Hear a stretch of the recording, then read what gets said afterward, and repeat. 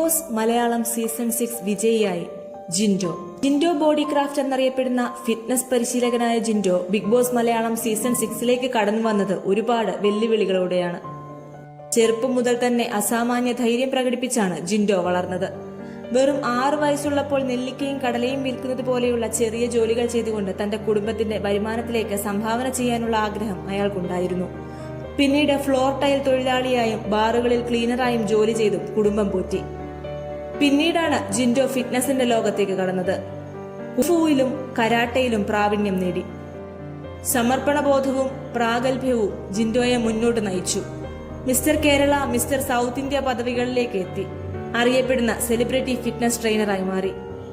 Covid സമയത്ത് ജിൻഡോയുടെ home workout വീഡിയോകൾ ഫിറ്റ്നസ് പ്രേമികൾക്കിടയിൽ വളരെയധികം ശ്രദ്ധ നേടിയിരുന്നു.